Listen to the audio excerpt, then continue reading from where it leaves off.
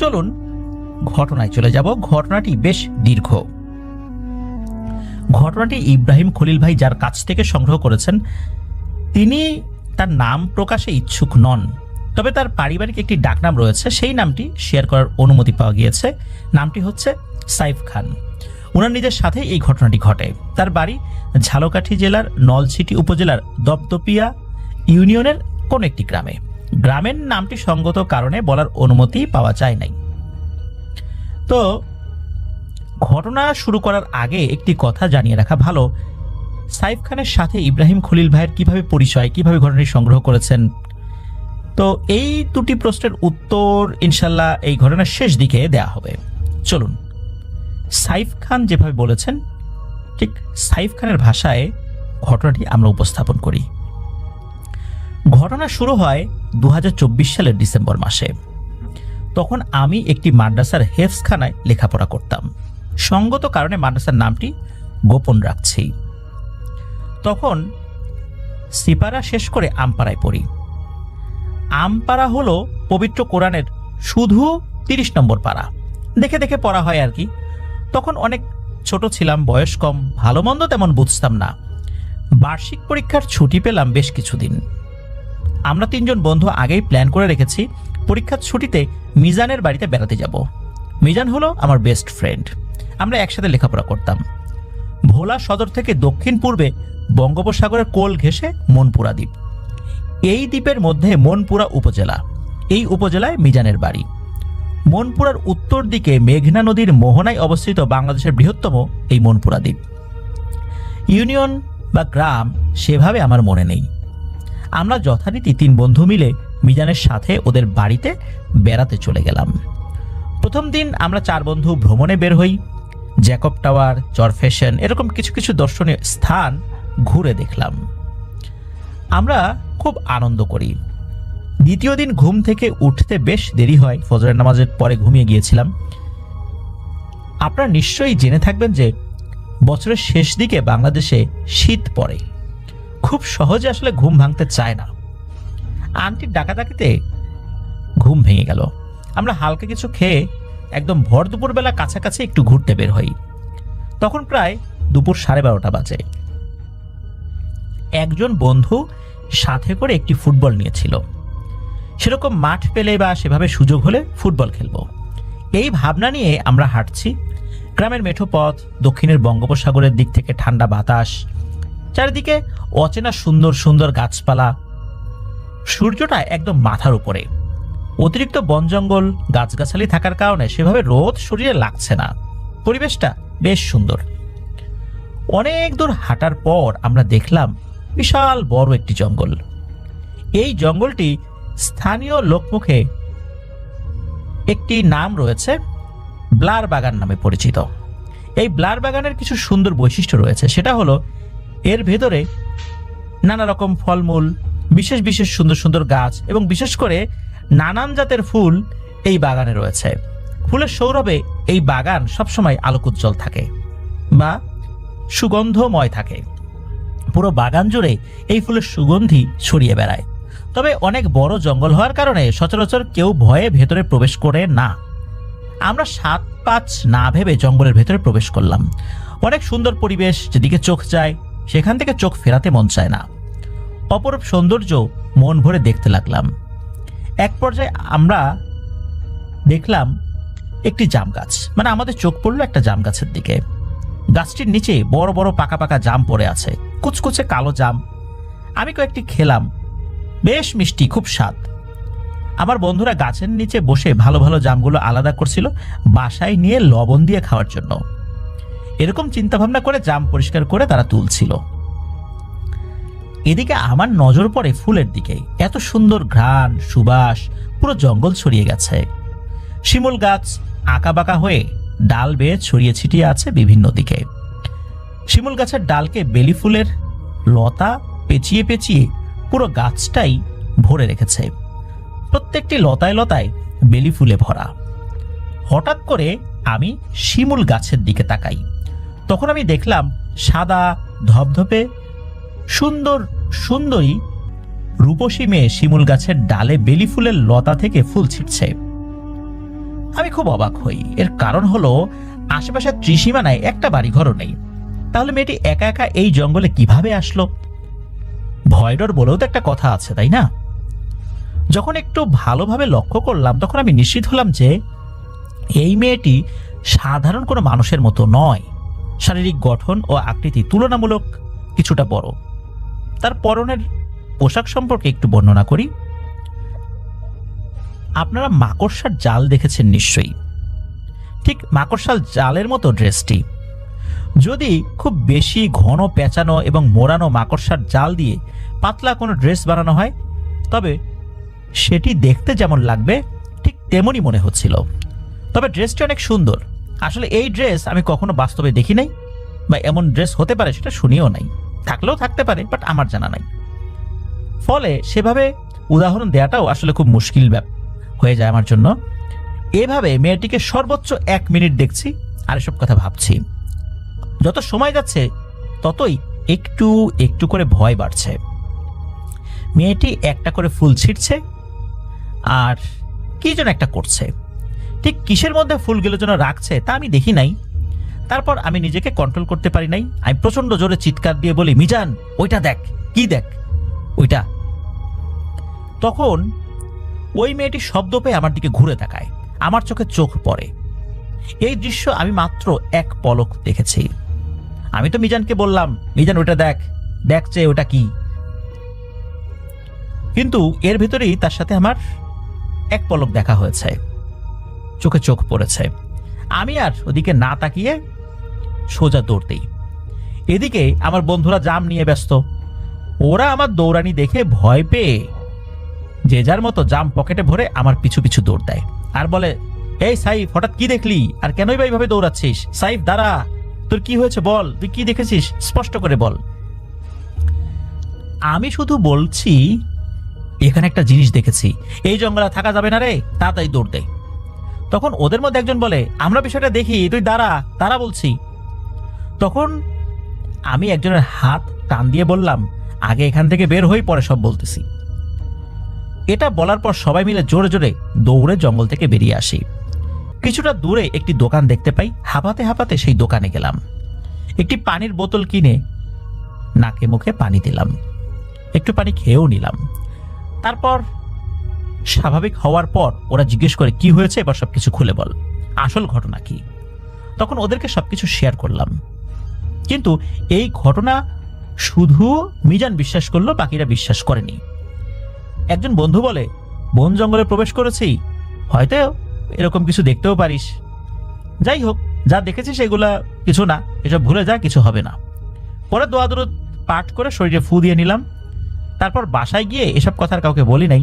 যদি বলতাম তাহলে তো আমাদের বকাঝকা করবে, পাশাপাশি মিজানেরও রক্ষা নাই। বাড়িতে গিয়ে দেখলাম আন্টি তখনও রান্না করছে।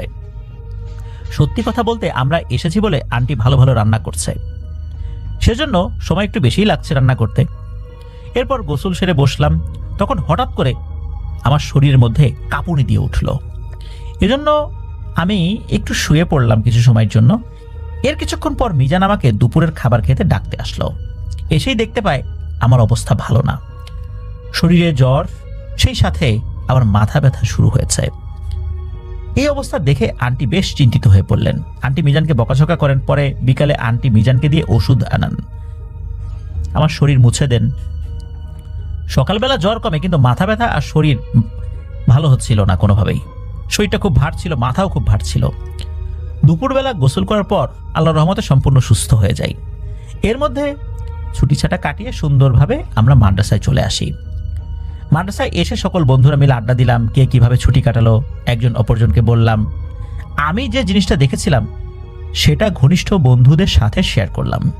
কেউ বিশ্বাস করে, কেউ আবার এটা নিয়ে হাসি ঠাট্টা করে, কেউ আবার বলে বানিয়ে বানিয়ে গল্প করছি, আবার কেউ বলে হয়তো জিনপরি হতে পারে। এদিকে পরীক্ষার রেজাল্ট বের হলো, ভালো রেজাল্ট হলো। আমপাড়া থেকে আমাকে নাজেরায় উঠালো। নাজেরা হলো দেখে দেখে কোরআন শরীফ রিডিং পড়া। এইভাবে কাটতে থাকে বেশ কিছুদিন। নতুন বছর শুরু হয়, সময়টা 2015। তখন কিছু কিছু অস্বাভাবিক ব্যাপার লক্ষ্য করা শুরু করি। যখন 10 থেকে 15 পারা দেখে দেখে নাজেরা পড়ি, তখন আমি অনুভব করি হঠাৎ হঠাৎ শরীর আমার ভার হয়ে যায়। আবার রাতে একা একা হাঁটতে থাকা অবস্থায় কেউ সাথে আছে বা পেছনে কেউ আছে, পেছনে কেউ হাঁটছে, এরকমটা মনে হতো। এভাবে আরো 5 থেকে 6 মাস কেটে যায়। এর মধ্যে কোনো ধরনের সমস্যা ফিল করি নাই। বছরের মাঝামাঝি সময় হওয়াতে গরমের সিজন ছিল, তখন কেবল ভালো মন্দ বুঝতে শিখছি। গুঞ্জন উঠতে থাকে আমাদের কয়েকজনকে হেফজখানায় উঠাবে। হঠাৎ একদিন দুজন হাফেজ সাহেব হুজুর এবং মোহতামিম হুজুর আমাদের ইন্টারভিউ নেন। আলহামদুলিল্লাহ আমি সহ কয়েকজন বন্ধু টিকে গেলাম।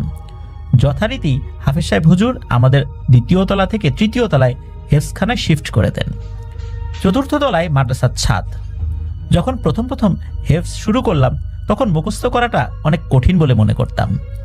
প্রতিদিন 1 পৃষ্ঠা মুখস্থ করতে 1 দিন লেগে যেত, কিন্তু 1 পৃষ্ঠা শোনালে হবে না, আরো বেশি মুখস্থ করে শোনাতে হবে। লিসেনারদের বোঝার সুবিধার্থে হেফজখানার সংক্ষিপ্ত কিছু নিয়ম কারণ একটু বলি। প্রতিদিন রাত 3টার সময় উঠে মুখস্থ পড়া শোনাতে হয়, যেটাকে সবক শোনানো বলে। সারাদিন পরে যা মুখস্থ করা হয়েছে সেটা হাফেজ সাহেব হুজুরকে শোনাতে হয়, এটাকে মূলত সবক বলে। আবার পিছনে যেই পারাগুলো পড়া হয়েছে 20 পৃষ্ঠায় 1 পারা, তো যে পারাগুলো পড়া হয়েছে বা যত পৃষ্ঠা পড়া হয়েছে সব একত্রে প্রতিদিন সকাল 7টার আগে হাফেজ সাহেব হুজুরকে শোনাতে হবে। সাধারণত সেই পৃষ্ঠা সংখ্যা 7 পৃষ্ঠা পর্যন্ত কমপক্ষে শোনাতে হয়, এটাকে 7 সবক বলে। আবার প্রতিদিন জোহরের নামাজের আগে পিছনের আধা পারা হাফেজ সাহেব হুজুরকে শোনাতে হবে। আধা পারা বলতে বোঝায় 10 পৃষ্ঠা, এটাকে বলে আমুক্তা। আবার সপ্তাহে প্রতিদিন বৃহস্পতিবার সবক দেওয়ার পর পিছনে যতটুকু পড়া হয়েছে সব একসাথে একজন ছাত্র ভাইকে মুখস্থ শোনাতে হবে, এটাকে বলে সাপ্তাহিক সগিনা। শুধু বৃহস্পতিবার একদিন 7 সবক ও আমুক্তা শোনানো লাগে না। আবার সকাল 9টা থেকে দুপুর 12টা পর্যন্ত ঘুমানোর সময়, এরপর নামাজ, লাঞ্চের পর আবার ক্লাস শুরু। রাত 10টার মধ্যে খাওয়া দাওয়া শেষ করে সোজা ঘুম, তারপর আবার সেই রাত 3টায় উঠতে হতো। এতদিন আমপাড়ায় ছিলাম, পড়ার চাপ কি জিনিস বুঝতে পারি নাই। আর এখন একদিন সবক না দিলে শাস্তির হাত থেকে বাঁচার উপায় নাই। সন্ধ্যা থেকে রাত 10টার মধ্যে এত পড়া বা পৃষ্ঠা মুখস্থ হতো না, সেজন্য সবাই শুয়ে পড়লে আমরা নবীন কয়েকজন ছাত্র ভাইরা পড়তাম। কিছু ছাত্র ভাইরা বলে, ভাই আপনার লাইট জ্বালিয়ে পড়েন, এতে আমাদের বিরক্ত হয়, আমরা ঘুমাতে পারি না, এজন্য আপনার লাইট বন্ধ করে পড়বেন। তখন আমরা নবীন কয়েকজন ছাত্র বন্ধু মিলে ছাদে লাইট ফিটিং করলাম। যথারীতি সবাই ঘুমিয়ে পড়লে আমরা ছাদে গিয়ে পড়তাম। ছাদ ছিল একদম খোলামেলা। একদিন রাত্রে আমরা ছাদে পড়ছি, অনেকক্ষণ পর একজন বলে আমার পড়া শেষ। কিছুক্ষণ পর আরেকজন বলে আমার এখন ভালো লাগছে না, আজকে আর পড়বো না। এরকম করতে করতে সবাই চলে যায়। যদিও আমাকে ওদের সাথে নিতে চেয়েছে, কিন্তু আমার পড়া বা পড়াগুলো আয়ত্তে আনা তখনও বাকি, তা আমি গেলাম না। পুরো ছাদটাই নির্জন, শুধু আমি একা একা পড়ছি। হঠাৎ করে সুন্দর সুগন্ধির ঘ্রাণ আমার নাকে এসে লাগে। আমি নিচে তাকিয়ে পড়ছিলাম, মানে কোরআন শরীফ যেটা আছে আর কি আমার সামনে, কোরআন শরীফের দিকে তাকিয়ে পড়ছিলাম। ঘ্রাণ পেয়ে আমি মাথা উঁচু করে তাকিয়ে যা দেখলাম, এটা দেখার জন্য আমি মোটেও প্রস্তুত ছিলাম না। আমি দেখলাম ওই যে ভোলা মনপুরা দ্বীপের ব্লার বাগানের মধ্যে যে মেয়েটিকে দেখেছিলাম, সেই মেয়েটি আমার 3 থেকে 4 হাত দূরে মাথায় ঘোমটা দিয়ে চুপ করে বসে আছে। সুন্দর ড্রেস পরা ছিল, মনে হচ্ছে স্বাভাবিক মানুষের চেয়ে হাতের লোমগুলো বড় বড় সাদা রঙের। আমি লক্ষ্য করলাম সাধারণ মানুষের তুলনায় আকৃতিও কিছুটা বড়। বড় বলতে চেহারা, স্বাস্থ্য, হাত পা এগুলো স্বাভাবিক মানুষের থেকে সবকিছুই বড় বড়। আবার সাধারণ মেয়েদের থেকে অনেক গোছালো পরিপাটি সে ছিল, আর দেখতে বেশ সুন্দরী ছিল। এরকম অদ্ভুত জিনিস দেখে আমি খুব ভয় পাই। অনেক জোরে চিৎকার করে বলেছিলাম, কে আছো, আমাকে বাঁচাও। কিন্তু আমার গলা থেকে কোনো আওয়াজই বের হচ্ছিল না। আমার মুখ, ঠোঁট ঠিকঠাক মতোই ব্যবহৃত হচ্ছে, কিন্তু কাজের কাজ কিছু হচ্ছে না, শব্দ বের হচ্ছে না মুখ থেকে। এরপর মেয়েটি বলে, কোরআন তেলাওয়াত বন্ধ করলে কেন? ভয় পেয়েছো? তুমি ভয় পেও না, শান্ত হও। তুমি মনে মনে যা ভাবছো আমি সেটা বুঝতে পেরেছি। তুমি ঠিকই ধরেছো, আমি মানুষ না। তুমি আমার রূপ দেখে ফেলেছিলে, সেজন্য আমি তোমার খোঁজ খবর নিয়েছিলাম। তুমি ভালো মানুষ, এজন্য আমি তোমার কোনো ক্ষতি করি নাই, তা না হলে আমি তোমার ক্ষতি করতাম। তোমার তেলাওয়াত আমার ভালো লেগেছে, মুগ্ধ করেছে। সবসময় আড়াল থেকে তোমার খোঁজ খবর রাখতাম। এর কারণ হলো জঙ্গলে তুমি আমাকে দেখেছ, এরপর সেই কথা গোপন না রেখে সবাইকে বলে দিয়েছ, কারণ তখন তুমি ভালো মন্দ বুঝতে না। এই কারণেই আমি কখনোই তোমাকে দেখা দেই নাই। দেখা দিলে তুমি আবার সবাইকে বলে দিতা, সেজন্য আমি নিজেকে আড়াল করতাম। আমি তোমার কাছে কোরআন শিখতে চাই, মাঝে মাঝে সময় পেলে তোমার কাছে এসে তেলাওয়াত শুনবো। তুমি আবার ভয় পেও না, আমি তোমার কোনো ক্ষতি করব না। আরেকটি কথা, এই ব্যাপারটা এখন থেকে কখনোই কাউকে বলবে না, এটা শুধু তোমার আর আমার মধ্যে থাকবে। এরপর আমি একটু স্বস্তি পেলাম। এতক্ষণ অতিরিক্ত ভয় করছিল, এতক্ষণ অতিরিক্ত ভয় করছিল, তবে এখনো ভয় পাচ্ছিলাম, কারণ যদি আমাকে ছাদ থেকে ফেলে দেয় কে বাঁচাবে? আল্লাহ ছাড়া তো কেউ নাই। এখন একটা অদ্ভুত ব্যাপার আমি উপলব্ধি করি, আমি যে উঠে চলে যাব তা পারছিলাম না। আমি চেষ্টা করছিলাম কিন্তু কোনোভাবেই উঠে দাঁড়াতে পারছিলাম না। এর মধ্যে হঠাৎ করেই আমার হাফেজ সাহেব হুজুর ছাদে চলে আসেন। হয়তো মোবাইল নেটওয়ার্ক সুবিধার জন্য ছাদে এসেছেন, না হলে হাওয়া খেতে এসেছেন, এরকম কিছু একটা হবে। এখন যেটা ঘটছে সেটা হলো, হুজুর চলে আসাতে আমার মনে হলো শরীরটা হালকা হয়ে গেছে। হুজুর এসে আমাকে বলেন, এত রাত্রে তুমি একা একা পড়ছো কেন? এখনই নিচে গিয়ে ঘুমিয়ে পড়ো, একা একা এভাবে থাকা ঠিক না। আমি বললাম, হুজুর পড়া হয়নি, এই জন্য পড়ছি। হুজুর বললেন, যাও গিয়ে ঘুমাও, পড়া না পারলে কালকে কিছু বলবো না, যাও এখন যে গিয়ে ঘুমাও। এখন কথা হচ্ছে, পরীটা তো আমাকে বসিয়ে রেখেছে, এটা তো আমি বলতে পারছি না, কারণ একটু আগে আমাকে এসব কথা বলতে নিষেধ করেছে। আবার হুজুর পরীকে দেখতে পাচ্ছে না, কি আর করার।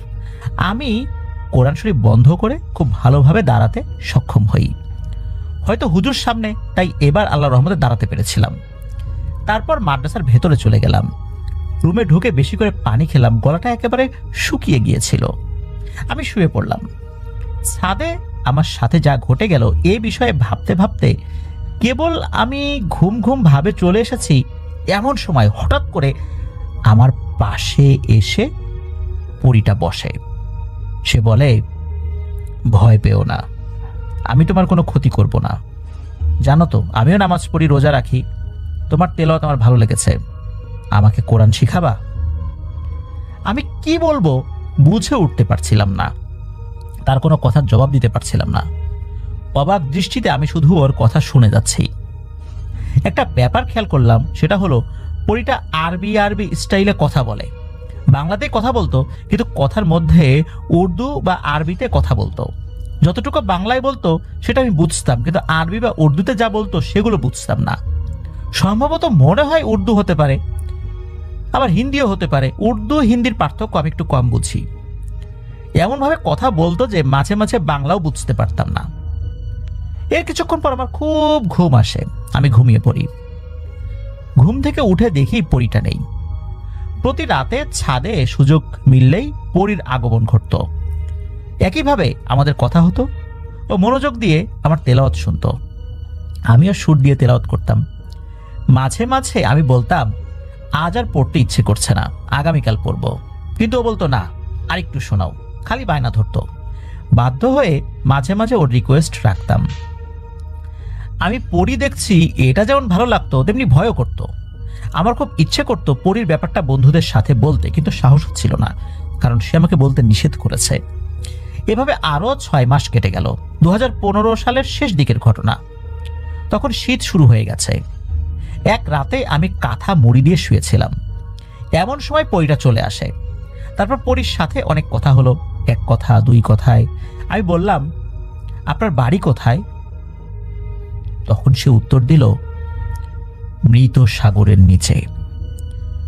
আমি কৌতূহল নিয়ে বললাম, সাগরের নিচে কেউ থাকতে পারে নাকি? সে বলল, সাগরের তলদেশে আমাদের বাড়িঘর রয়েছে, সেখানে আমাদের শ্রেণীর অনেক জিন বসবাস করে, ওটাই আমাদের সমাজ। এরপর আমি বললাম, সেটা আবার কোথায়? সে বলল, অনেক দূরে, তুমি চিনবে না। আমি বললাম, সেদিন ব্লার বাগানে কি জন্য এসেছিলেন? সে বলল, বাড়িতে অনুষ্ঠান ছিল, সেজন্য ফুল তুলতে এসেছিলাম। আমি একটি বিষয় লক্ষ্য করলাম, তা হলো আমাদের কথা কিন্তু কেউ শুনতে পারছে না। ওরটা আমি শুনছি, আমারটাও শুনছে। আমার কাছাকাছি অনেক ছাত্ররাও রয়েছে যারা কম্বল মুড়ি দিয়ে মোবাইল ফোন টিপছে। ওরা কিছু শুনতে পেলে অবশ্যই জেগে উঠতো আর বলতো, কিরে কার সাথে কথা বলছিস? কিন্তু সেরকম কিছু হয়নি। সেই রাত্রে আর কোনো কথা হলো না। আমি যথেষ্ট চেষ্টা করেছিলাম বিষয়টি কাউকে না বলতে, কিন্তু খুব ইচ্ছে করেছিল বিষয়টি সবাইকে জানাতে। এরকম মনের মধ্যে দোটানা ভাব খুব কাজ করছিল। এই দোটানা ভাবের কারণে আমি বেশ দ্বিধাদ্বন্দ্বে পড়ে যাই। মনের মধ্যে সবসময় খুটখুট করছিল। একদিন সকালবেলা ক্লাসে বসে পরীর ব্যাপারে বন্ধু মিজানকে সবকিছু খুলে বলেই ফেলি। মিজান ব্যাপারটা সেভাবে বিশ্বাস করলো না। ও বলল, ধুর, এসব হয় নাকি? কিন্তু শেয়ার করার পর আমার মনে হলো নিজেকে কিছুটা হালকা লাগছে। মিজান বলে যে, কি রে, আমার সাথে তো দেখা দিল না কখনো। তবে এখানে একটা বিষয়, মিজানকে যখন আমি কথাটা বলে দেই, মিজানের আগ্রহ জন্মেছিল যে আমার সাথে দেখা দিচ্ছে, মিজান কেন দেখলো না, এই জন্য বলেছিল দেখি আমার সাথে কখনো দেখা দিল না। সমস্যা যেটা হলো, আমি মিজানকে কথাটা বলে দেওয়ার পর তারা 1 সপ্তাহ আমার সাথে ওই বইটা দেখা দিল না। আমি পরীর কথা ভাবতাম যে হঠাৎ কি হলো ওর। একদিন দুপুরে ঘুম থেকে উঠে আবার পড়া শুরু করি। এমন সময় হঠাৎ আমার চোখ পড়ে মাদ্রাসার বারান্দায়। সেখানে সেই বইটা দাঁড়িয়ে আছে, চোখ দুটো টকটকে লাল, দেখলেই মনে হবে সে রাগে জ্বলছে আর ফুসফুস করছে।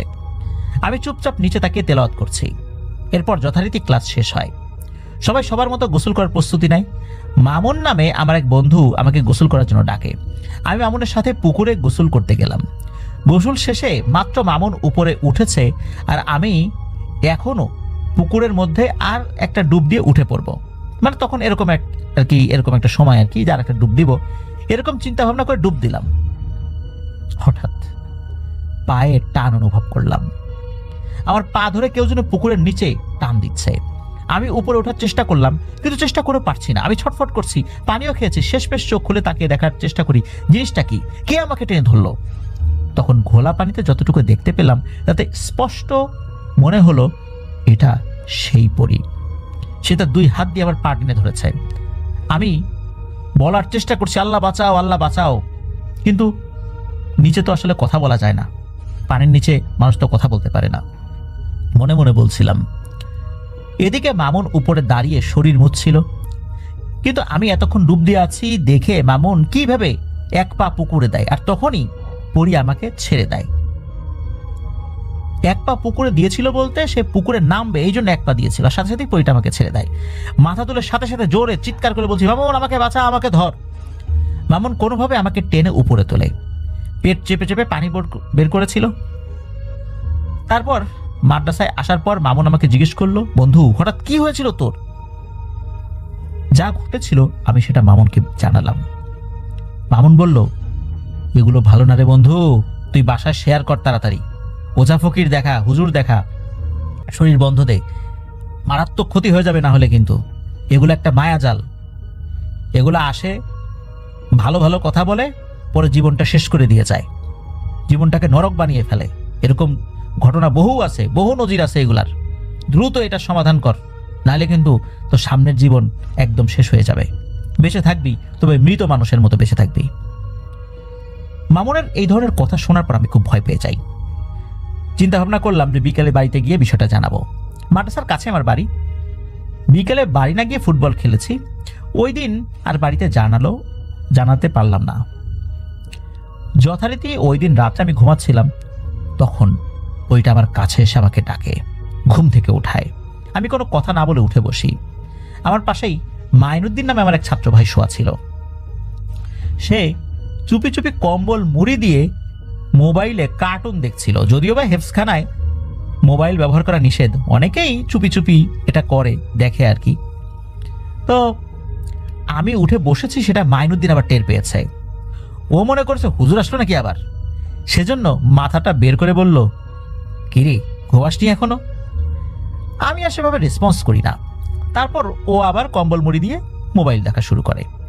আমি খালি গায়ে ছিলাম। তখন পরীটা ঠাস করে আমার পিঠে একটা চড় মারে। ফলে অনেক জোরে শব্দ হয়। এত জোরে শব্দ হয়েছে যে মাইনুদ্দিন লাফ দিয়ে উঠে বসেছে। ও উঠেই বলে, কিসের শব্দ হলো?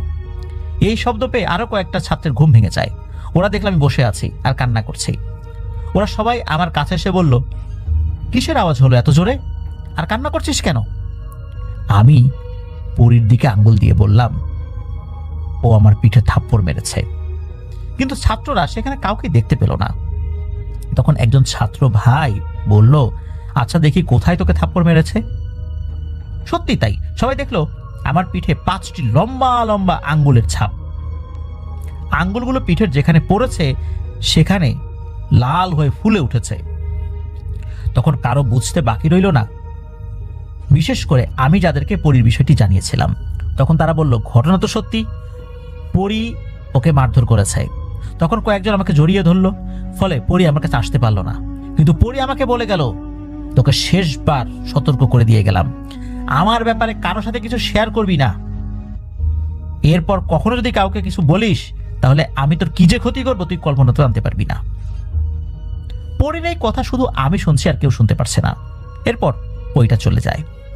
আমি খুব ভয় পেয়েছি। থাপ্পড় মারার কারণে খুব কষ্ট হচ্ছিল, পিঠে জ্বালা পোড়া হচ্ছিল। সকালের মধ্যে বিষয়টি সকল ছাত্ররা জানতে পারে। কয়েকজন বড় ছাত্র ভাইরা হাফেজ সাহেব হুজুরকে বিষয়টি অবগত করে।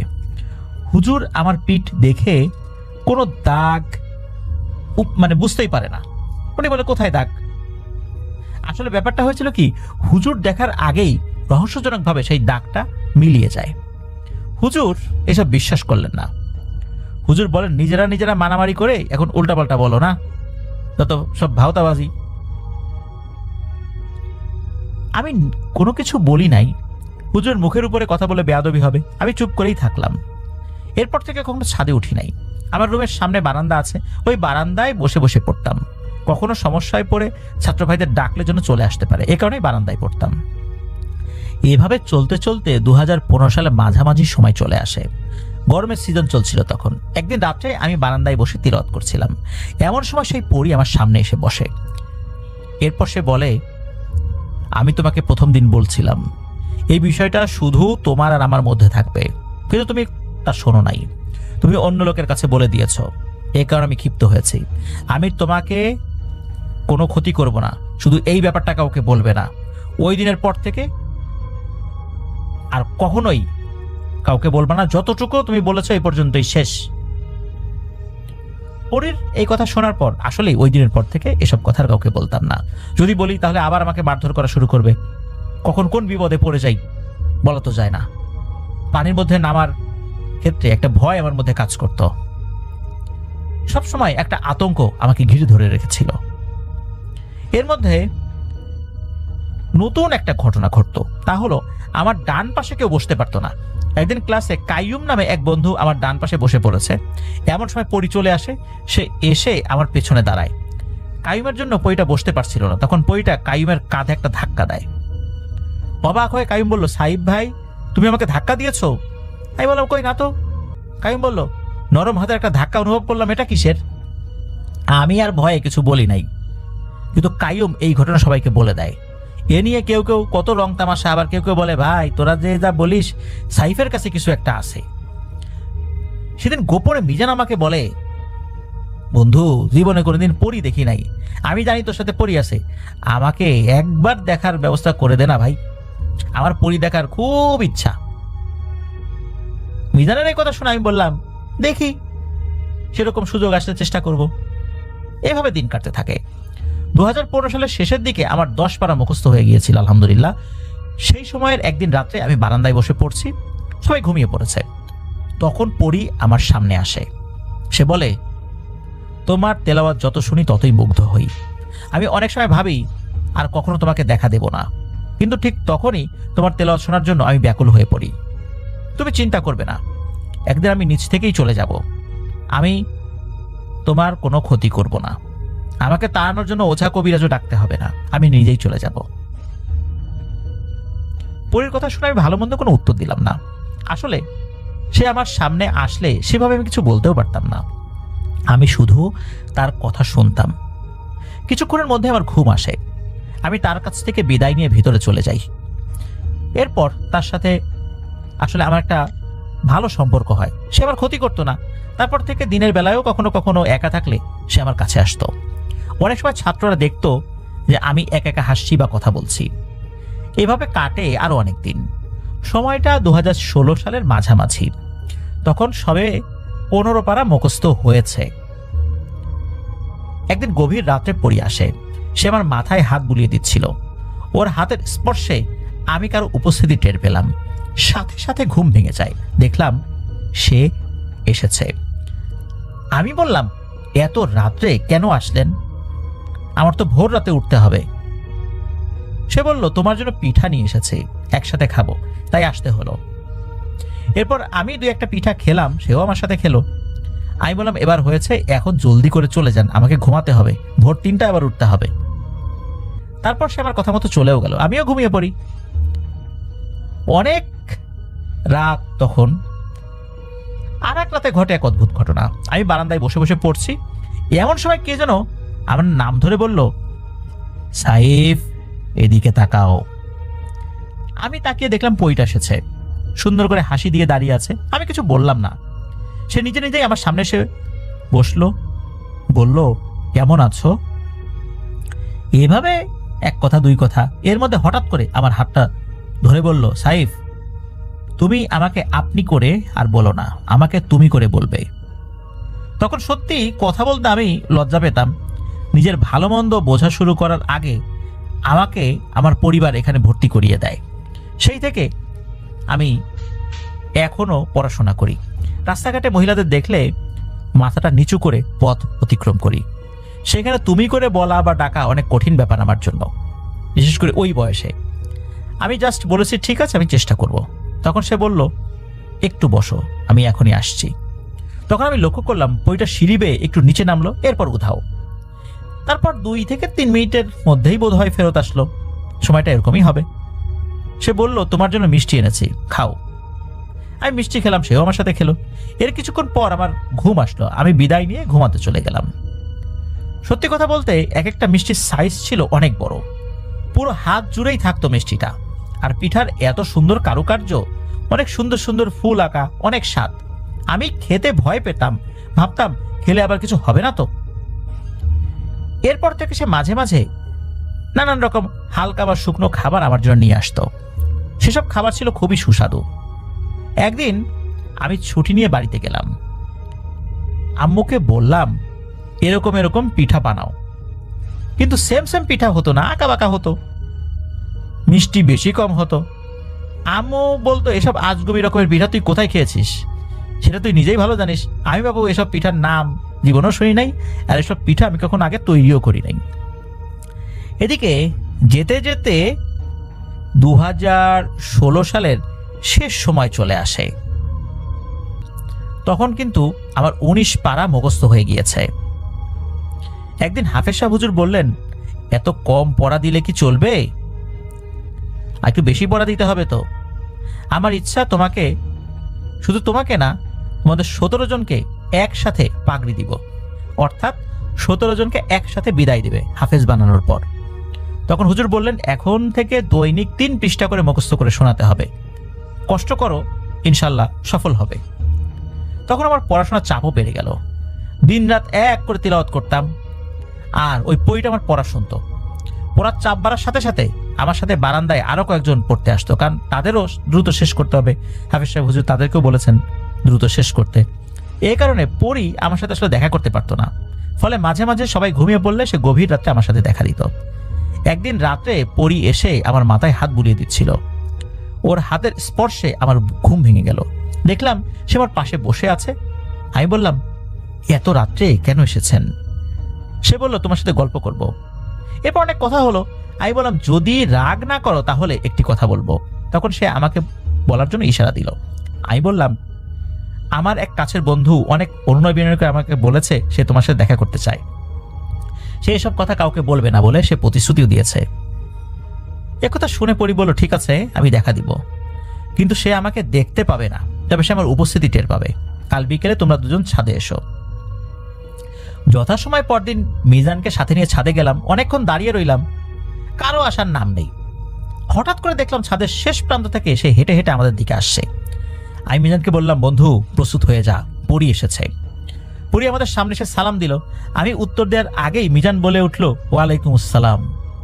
আমি তো অবাক, তখন বুঝলাম মিজানকে উপস্থিতি জানান দিয়েছে পরিটা। এরপর পরি বলল, এখন আর না, তোমরা এখন যাও। তখন আমি মিজানকে সঙ্গে নিয়ে চলে আসি। প্রতিনিয়ত পরির সাথে আমার দেখা হতো, কথাও হতো। 2017 সালের একদম প্রথম দিকের কথা। তখন শীতকাল ছিল, 20 পারা মুখস্থ হয়ে গিয়েছে। এই বছর শেষ হলে আমি হাফেজ হব। তখন থেকে আমি ব্যতিক্রমী স্বপ্ন দেখতে শুরু করি। প্রায় প্রতিদিন একই ধরনের স্বপ্ন দেখতাম। সেটা কিরকম তা একটু খোলাসা করে বলি। স্বপ্নের মধ্যে দেখতাম আমি ভিন্ন ভিন্ন জগতে আছি। এই ফুলের বাগানে, এই সাগরে, এই পাহাড়ে, এই পর্বতে, এই আবার কোনো এক অচেনা দেশে। সেখানে সেই পরী আমাকে সবকিছু ঘুরিয়ে ঘুরিয়ে দেখাচ্ছে। এ ধরনের স্বপ্ন মাঝে মাঝে আমি দেখতাম। প্রথম স্বপ্নটা ভুলে যেতাম, কিন্তু বারবার দেখার ফলে মুখস্থ হয়ে গিয়েছিল। পরী সংশ্লিষ্ট স্বপ্ন। এ কারণে স্বপ্নের কথা কাউকে বলতাম না। পরীর বিষয়ে যে কোনো তথ্য কোনো মানুষকে বলতে গেলে অপমান হওয়ার ভয় তো ছিলই। সেজন্য কখনো কাউকে কিছু বলতাম না। একদিন একটি ঘটনা ঘটে। আসরের পর সবার সাথে আমিও খেলাধুলা করছিলাম। এমন সময় পরী মাদ্রাসার বারান্দা থেকে আমাকে ডাক দেয়, বলে, সাইফ এদিকে এসো। আমি কাছে গেলাম। সে বলল, চলো হেঁটে হেঁটে কথা বলি। কথা বলতে বলতে ছাদে গেলাম। সন্ধ্যার কিছুক্ষণ আগে আমি বিদায় নিয়ে চলেও আসি। এরপর যখন আমি মাদ্রাসার ভেতরে ঢুকি, তখন আমার বন্ধুরা বলছে, কিরে পালিয়ে বাড়ি গেছো, হুজুরের সাথে দেখা করেছো? তখন আমি মিজানকে বললাম, বন্ধু ওরা এসব কি হাবিজাবি বলছে, আমি আবার কোথায় গেলাম? মিজান বলল, তুই তো 2 দিন ধরে মাদ্রাসায় ছিলি না, আমরা ভেবে নিয়েছিলাম তুই বাড়িতে গেছিস। এ কথা শুনে আমি তো অবাক।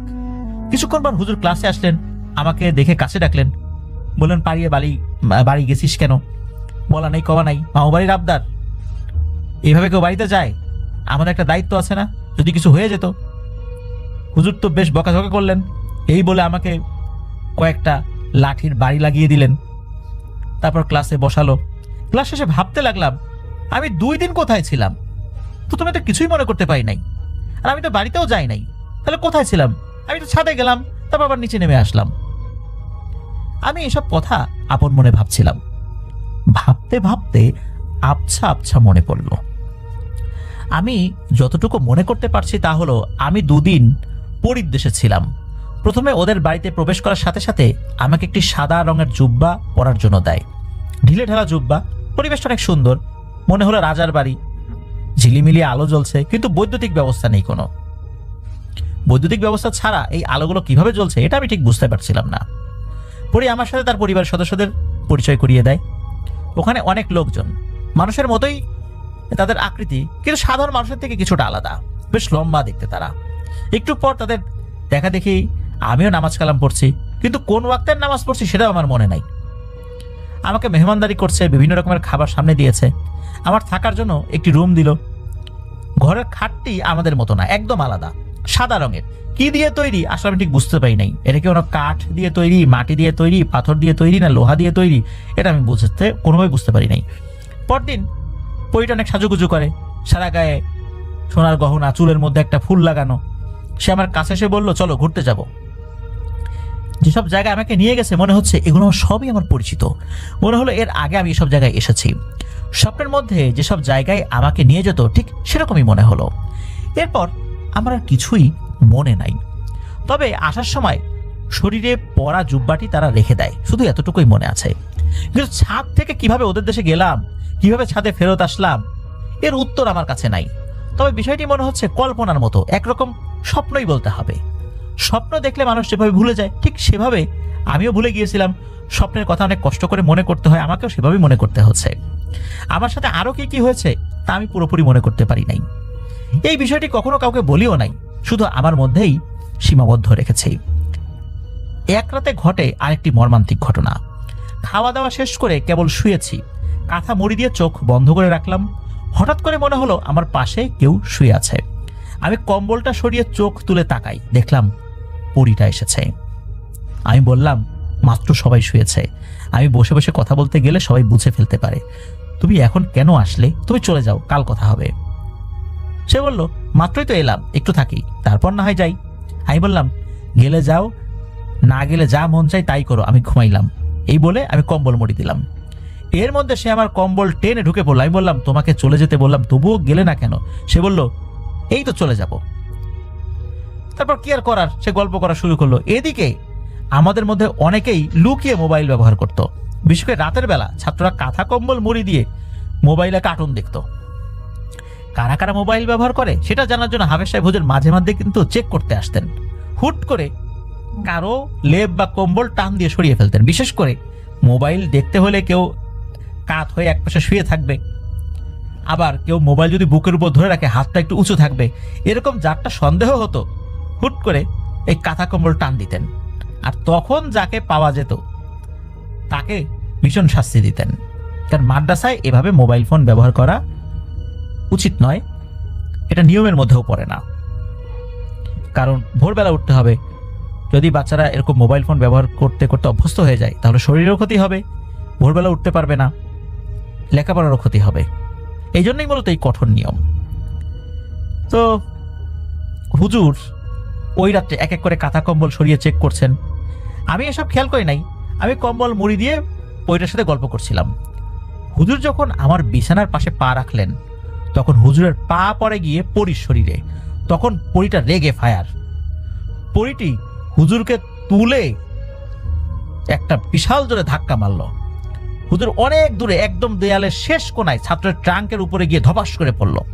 হুজুর একটা ভারী মানুষ ছিলেন, ফলে ট্রাঙ্ক একদম চ্যাপ্টা হয়ে যায়, আর এই কারণে বিকট এক আওয়াজ হয়। শব্দ শুনে ছাত্র ভাইয়েরা উঠে পড়ে। সঙ্গে সঙ্গে একজন গিয়ে রুমের লাইট জ্বালায়। ঠিক তখনই পরি রাগে জ্বলতে জ্বলতে চলে যায়। হুজুর কোমরে প্রচন্ড ব্যথা পেয়েছেন।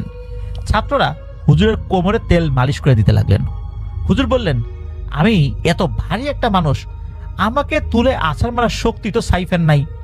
এই কাজ সাইফ কখনোই করতে পারবে না। শুধু সাইফ কেন, এখানে এমন কোনো স্টুডেন্ট নাই যে এই কাজটা করতে পারে। নিশ্চয়ই ওর সাথে কিছু একটা আছে। আমি এতদিন তো শুনেছি শুধু, আজ আমি নিজেই সাক্ষী। এই ঘটনার পর হুজুর কিন্তু দীর্ঘদিন অসুস্থ ছিলেন, অনেক চিকিৎসা তাকে করতে হয়েছিল। আস্তে আস্তে উনি সুস্থ হয়েছিলেন যদিও। তো এতক্ষণ তো আসলে প্রিয় লিসেনার্স সাইফের মতো করে আমরা বলার চেষ্টা করেছি, কিন্তু এবার লিসেনারদের বোঝার সুবিধার্থে বাকি অংশটা আমরা ইব্রাহিম ভাই যেভাবে শেয়ার করেছেন সেভাবে শেয়ার করতে শুরু করি। চলুন।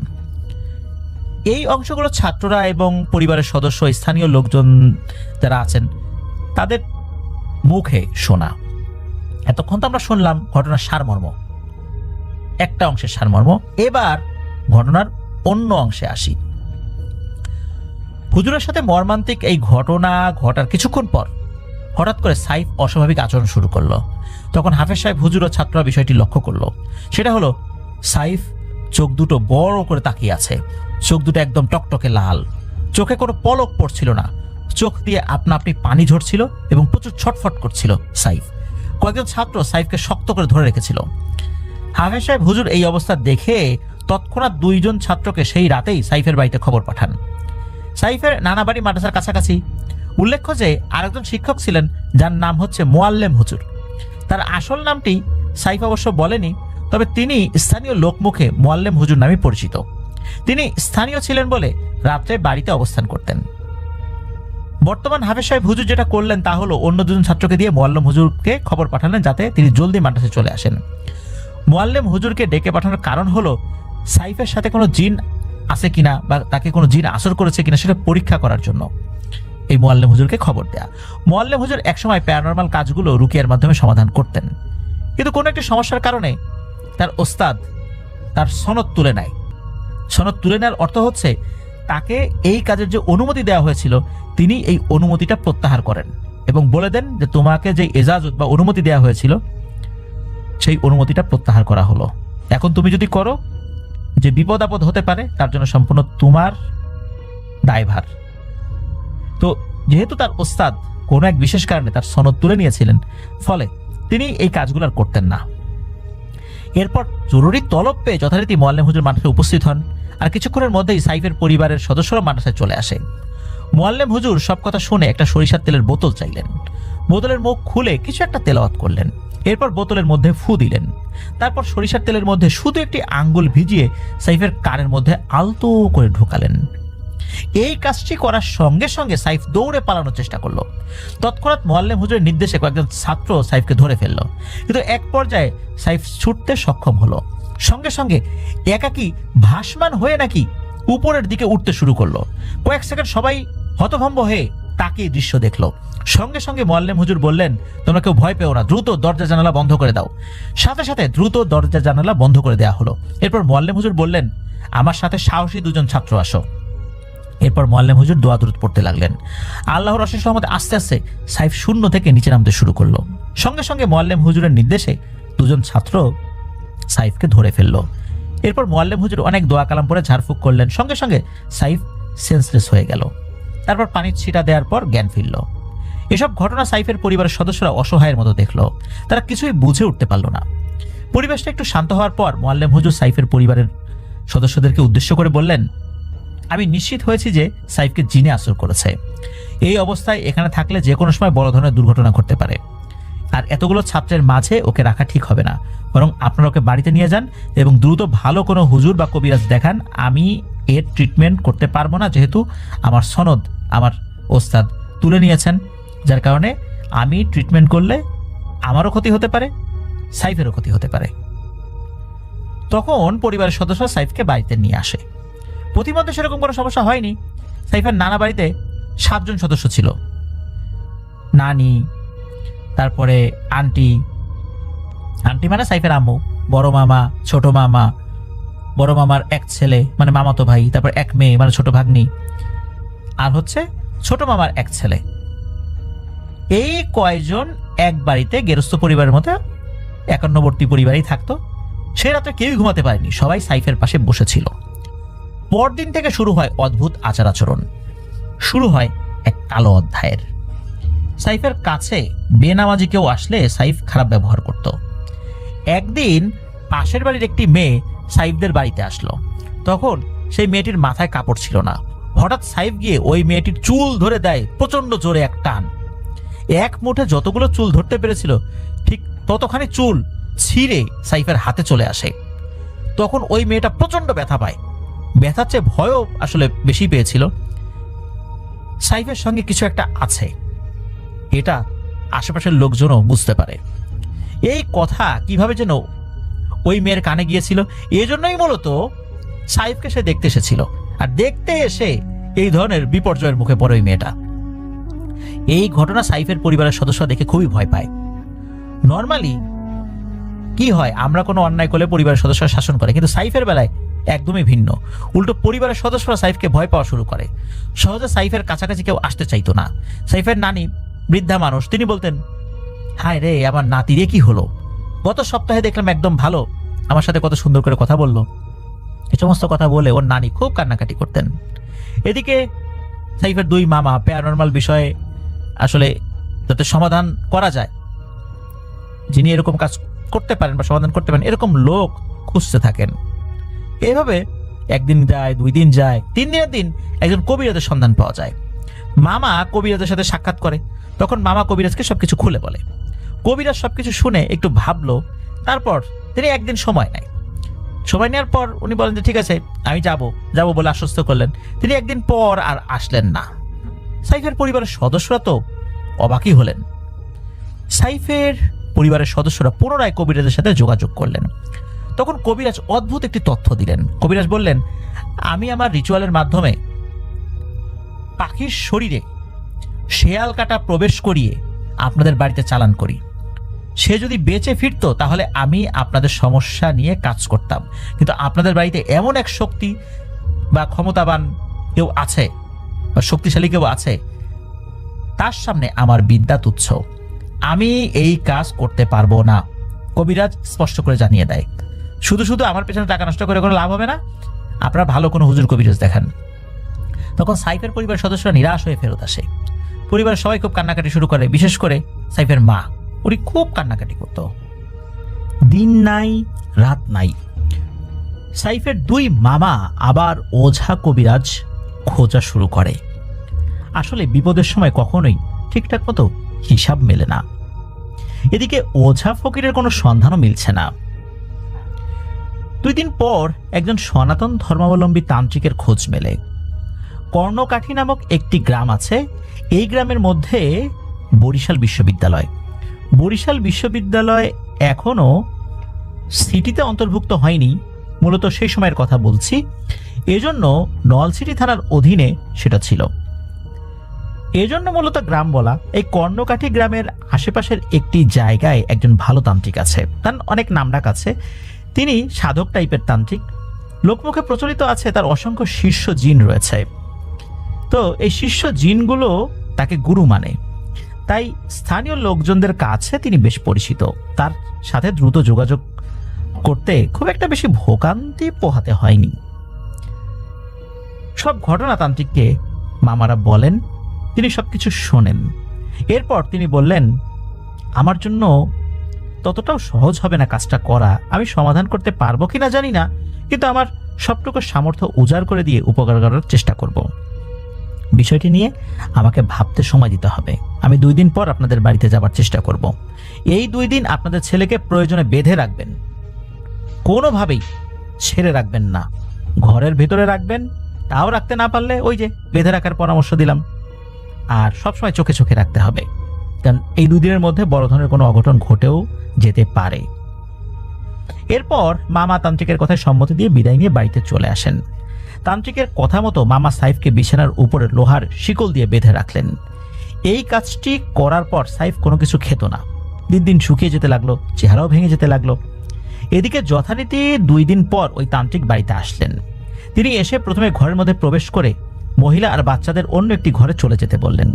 তান্ত্রিকের কথা মতো 2 মামা সাইফের 2 হাত দুজন এবং 2 দিক থেকে ধরে রেখেছেন আর কি। এরপর তান্ত্রিক মোমবাতি, আগরবাতি, ধূপ জ্বালিয়ে ঘরের মাটিতে বসে রিচুয়াল শুরু করেন। এর কিছুক্ষণ পর তান্ত্রিক সাইফের মুখমণ্ডলের সামনে একটি মাটির মূর্তি বের করেন। মূর্তিটার সামনে ধরে সাইফকে উদ্দেশ্য করে বলেন, কেন এসেছিস? তোরা কতজন আছিস? কবে এসেছিস? আর কি চাস? মানে মানে খুলে বল।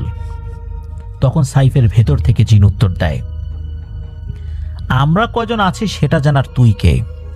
ভালোই ভালো এখান থেকে চলে যা। তান্ত্রিক বলে, ও খুব ভালো ছেলে, আমি ওর ধর্মের না, কিন্তু আমি যখনই শুনেছি ও মাদ্রাসায় লেখাপড়া করে, ওকে তো আমি এভাবে ফেলে যেতে পারি না। আমার সর্বোচ্চটা দিয়ে ওকে বাঁচানোর চেষ্টা করব। ওর জীবনটা নষ্ট করে তোর কি লাভ বল? এরপর উত্তর আসে, সাইফকে আমরা চাই, বিনিময়ে তুই আমাদের কাছে যা চাইবি তাই পাবি। এরপর মামা বলে, আমাদের কোনো কিছু দরকার নাই রে, আমাদের ছেলেকে ফেরত দে। আমাদের ছেলেকে আমরা ফিরে পেলেই হবে, আমাদের কোনো কিছুর প্রয়োজন নাই। আমাদের ছেলেকে আমাদের কাছে ফিরিয়ে দাও। তখন সাইফের ভেতর থেকে উত্তর আসে, ঠিক আছে, তাহলে আমরাও দেখি কিভাবে ছেলেকে পাস। এরপর তান্ত্রিক সাইফের ছায়ার উপরে লাঠি দিয়ে অনেক পেটাতে লাগলো এবং মূর্তিকে সাইফের গলার কাছে চাপ দিয়ে ধরে লাগলো। তখন জিনেরা যন্ত্রণায় চিৎকার করতে লাগলো। হঠাৎ করে সাইফ একটি ঝাঁকুনি মেরে 2 মামাকে ছিটকে ফেলে দিল। সঙ্গে সঙ্গে মামা দুজন আবার কাছে এসে ধরার চেষ্টা করলো, কিন্তু কোনোভাবেই ধরে রাখতে পারলো না। তখন সাইফ দাঁড়িয়ে পড়লে বসাতে পারছিল না তাকে, আবার শুয়ে পড়লে বসাতে পারছিল না। এই অবস্থা দেখে তান্ত্রিকও বেশ ঘাবড়ে যায়। তান্ত্রিক বিভিন্নভাবে শান্ত করার অনেক চেষ্টা করে। অনেকক্ষণ পর তান্ত্রিক কিছুটা শান্ত করতে সক্ষম হন। এরপর তান্ত্রিক মামাকে বলে, আমি যদি এখন জোরাজুরি করি তাহলে এই ছেলের ক্ষতির সম্ভাবনা আছে। আমার যতটুকু বিদ্যা জানা আছে সর্বোচ্চটুকু দিয়ে আমি চেষ্টা করব, কিন্তু একবারে সে সুস্থ হবে না, ধীরে ধীরে সুস্থ হবে, সময় লাগবে। ওর শরীরের উপর দিয়ে অনেক ধকল গেছে, ওর এখন বিশ্রামের প্রয়োজন। আগে সুস্থ হোক, আমি 3 দিন পরে আসব, তখন আবার কিছুটা সমাধান করার চেষ্টা করব। তাতেও যদি না হয় তাহলে কিন্তু আমার আর কিছু করার থাকবে না, কারণ আমার বিদ্যা ওখানেই শেষ হয়ে যাবে।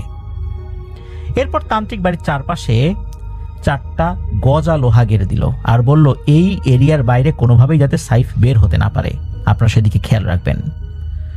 গোসলাদি যাবতীয় কাজ ঘরের মধ্যে করাবেন এবং তান্ত্রিক একটি শিশি বা ছোট্ট একটি বোতল দিয়ে বলল, এটা সকালে এবং সন্ধ্যায় ওর পায়ের তালুতে এবং হাতের তালুতে লাগিয়ে দেবেন।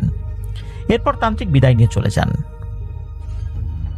ওই বোতলের মধ্যে রক্ত জাতীয় কিছু ছিল, তবে সেটা কোনো পড়া রক্ত কিনা, মানে কোনো কিছু পড়ে দেয়া কিনা, এটা অবশ্য জানা যায়নি। ওই দিন গভীর রাত্রে হঠাৎ করে সাইফ বলে উঠল, সোনা, গয়না, হীরা, মণিমুক্তা সব দেব, শুধু ছেলেটাকে দিতে হবে, ওকে নিয়ে যাব, ওকে বিয়ে করব, তবে প্রতি মাসে এসে তোমাদের সাথে দেখা করে যাবে। এই কথা শোনার পর তখন সবাই অনেকে ভয় পায়, কিন্তু সাইফের আম্মা মানে আন্টি সাহস করে বলল, আমি এসব কিছুই চাই না, আমি আমার ছেলেকে চাই।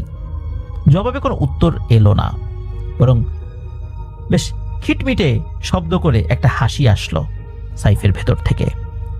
এর মধ্যে এলাকার মধ্যে বিষয়টা জানাজানি হতে থাকে। খুব দ্রুতই গ্রামের মধ্যে বিষয়টি বেশ ভালোভাবেই জানাজানি হয়ে যায়। স্থানীয় অনেকেই সাইফকে দেখতে আসতো। দেখতে আসা স্থানীয় লোকদের সাথে সাইফ মাঝে মধ্যে খারাপ ব্যবহার করত, আবার মাঝে মাঝে তাদের সাথে সুন্দর ব্যবহারও করত। ফলে বোঝাই যেত না সাইফের সাথে আসলে কোনো সমস্যা আছে কি নাই। এদিকে সাইফের অবস্থা এমন ছিল যে কিছু কিছু সময় চেনা মানুষকে অচেনা মনে করত, আবার যে আপনজন তাকে সহ্য করতে পারত না। আবার একটু পরপর বলতো, বাইরে যাব, জরুরি কাজ আছে, আমার বাঁধন খুলে দাও। কিন্তু পরিবারের সদস্যরা বলতো, তোমার বাইরে যাবার দরকার নাই, তোমার কিছু লাগলে আমাদেরকে বলো, আমরা এনে দেব। এদিকে 3 দিন শেষ হলো। যথারীতি তান্ত্রিক সন্ধ্যায় বাড়িতে আসলো। 3 দিন কি কি ঘটেছে সেগুলো তান্ত্রিক জানতে চাইলো। তান্ত্রিক সব কথা শুনলো। এরপর প্রথমে কাঁচি দিয়ে ঘরের মাটিতে গোল করে একটি বৃত্ত আঁকলো। এই বৃত্তের মধ্যে সাইফ এবং 2 মামাকে তান্ত্রিক বসিয়ে দিল।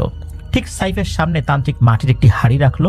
কিছু জিনিসপত্র আগেই কিনে রাখতে বলেছিলেন, যেগুলো রিচুয়াল করার সময় প্রয়োজন হয়। সেসব জিনিসপত্র নিয়ে একটি জায়গা নির্ধারণ করে বসলেন। এরপর তান্ত্রিক সুন্দর করে আগরবাতি, মোমবাতি, ধূপ জ্বালালেন। তারপর তান্ত্রিকের মতো করে রিচুয়াল শুরু করলেন। রিচুয়ালের মাধ্যমে জিনকে হাজির করার চেষ্টা চালিয়ে যেতে লাগলেন। একটু পর পেছনের গাব গাছটা জোরে জোরে নড়াচড়া করতে লাগলো। বাড়ির চারপাশটায় ঝড় হতে শুরু করলো। দরজা জানালা ভেঙে ফেলার মতো একাকার অবস্থা বিরাজমান হলো। এর একটু পর সবকিছু শান্ত হয়ে গেল, এমন ভাবে যে এতক্ষণ কিছুই হয়নি। পরপরই সাইফ জোরে জোরে মাথা নড়াচড়া শুরু করে দিল। একরকম পাগলামি শুরু করলো। কেমন যেন সাইফ মোচড়া মোচড়ি শুরু করে দিল, আর বড় বড় চোখ করে তান্ত্রিকের দিকে তাকিয়ে রইল। 2 মামা প্রচন্ড ভয় পেল। তারা মনে মনে দোয়া কালাম পড়তে লাগলো। তখন আচমকাই সাইফের মুখ থেকে বের হলো, ডাকলি কেন? তোকে কত রকম বাধা দিলাম, কত বিপদে ফেললাম, তোকে কতবার স্বপ্নে এখানে আসতে নিষেধ করলাম, তাও শুনলি না, মরতে চাস, এবার তুই শেষ। জবাবে তান্ত্রিক বলল, আরে তুই আমার কি করবি? তোকে কি করলে শায়েস্তা করা যাবে তা আমার ভালোই জানা আছে। এই ছেলেটাকে আমি আমার সকল বিদ্যা দিয়ে সুস্থ করেই ছাড়বো। এ ভালো ছেলে বড় হয়ে সমাজের সেবা করবে, ওর ধর্মের সেবা করবে, এটাই আমি চাই। তোর খপ্পরে পড়ে এই ছেলের জীবন আমি নষ্ট হতে দেব না। তখন জিন বলল, আরে বোকার হাড্ডি, সেদিন আমি ঠিকই একাই ছিলাম, কিন্তু আজকে আমি একা আসি নাই রে। আজকে কতজন আছি শুনবি? তাহলে শোন, আজ আমরা এক পরিবারের 7 জন আছি। আমাদের জীবন চলে গেলেও একজনকে রেখে আরেকজন যাব না। এরপর তান্ত্রিক পুটলি থেকে কিছু ধান বের করলেন। সেই ধান একটু একটু করে সাইফের শরীরে নিক্ষেপ করতে লাগলেন। তখন সাইফ হুট করে তান্ত্রিকের হাত ধরে ফেলল এবং বলল, ওরে, এতে আমাদের কিছুই হবে না। তোর সহধর্মিনীরা সন্তান সম্ভবা? সন্তানের মুখ জীবিত দেখতে চাস নাকি মৃত দেখতে চাস? তোর কারণে আমাদের পরিবার ক্ষতিগ্রস্ত হলে আমরাও তোর পরিবারকে বিনষ্ট করব, তোর বংশকে নির্বংশ করে দেব। বাঁচতে চাইলে চলে যা, এই কাজ করার জন্য কখনো আসবি না। এই প্রথমবারের মতো তান্ত্রিক ভয় পেয়ে যান। তিনি এই কাজ এখন করবেন কিনা, কাজ আগাবেন কিনা সে সাহস পাচ্ছিলেন না। সঙ্গে সঙ্গে তিনি রিচুয়াল বন্ধ করে দেন এবং উঠে দাঁড়ান। তখন মামা বললেন, মশাই, আপনি ভয় পেলে আমাদের কি হবে? দয়া করে যাবেন না। এভাবে মামা অনেক কাকুতি মিনতি করে অনুরোধ করলো। তখন তান্ত্রিক মামাকে উদ্দেশ্য করে বললেন, আমি অবশ্যই চেষ্টা করতাম, কিন্তু বিষয়টা দীর্ঘদিনের হয়ে গেছে। তাছাড়া সবারই পরিবারের প্রতি মায়া আছে। আমার সকল বিদ্যা দিয়ে চেষ্টা করেছি, কিন্তু কোনো উপকার করতে পারলাম না। তখন আবার সাইফের আম্মু অনেক কান্নাকাটি শুরু করে। উনি বললেন, ভাই, আপনি আমার ছেলেটাকে বাঁচানোর চেষ্টা করেন না। তখন তান্ত্রিক বললেন, কেউ কি নিজের পরিবারকে বিপদে ফেলে অন্যকে সাহায্য করতে যাবে বলেন? এই কাজ শুরু করার সিদ্ধান্ত নেওয়া থেকে শুরু করে এখন পর্যন্ত আমার কোনো রকম বিপদ কাটছে না। একটার পর একটা বিপদ আমাকে মৃত্যুর দিকে ঠেলে দিচ্ছে। তখন তো আমি অত বুঝি নাই, আসলে এসব ওরাই করছিল। তান্ত্রিকের কথা শোনার পর আসলে তখন তান্ত্রিককে আর কে কি বুঝাবে?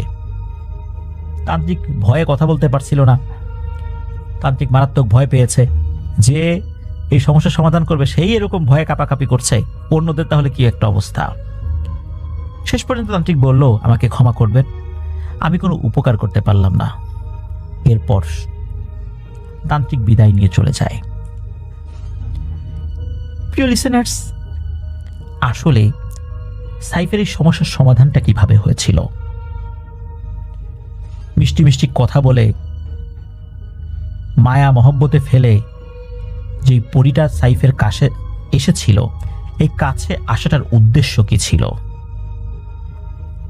ব্যাপারটাই বা আসলে কি? নিছক ভালোবাসার মোহে ফেলা, নাকি ভিন্ন রকমের কোনো উদ্দেশ্য?